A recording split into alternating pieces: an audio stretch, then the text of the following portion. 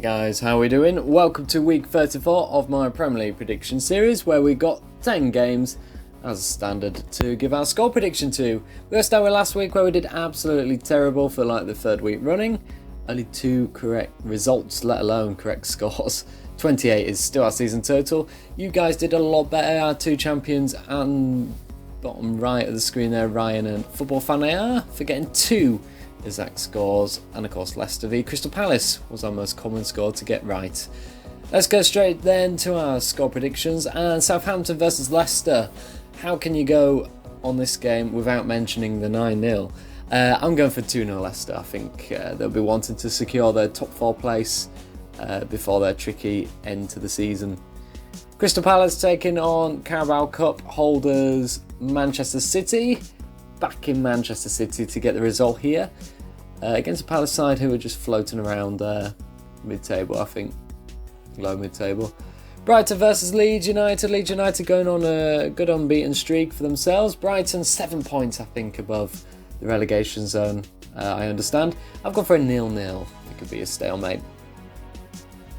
Chelsea versus Fulham. I'm going for Chelsea win with a 1-0 win. Obviously, you have to back Chelsea for a clean sheet regardless. And I think they might just win this game as well, rather than Fulham, who are nearly down and out.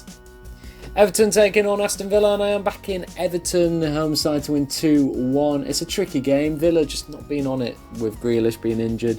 They got a point against West Brom, albeit last minute. I can't see it. Arsenal have a decent record against Newcastle, so I'll back in them for a 2-0 win.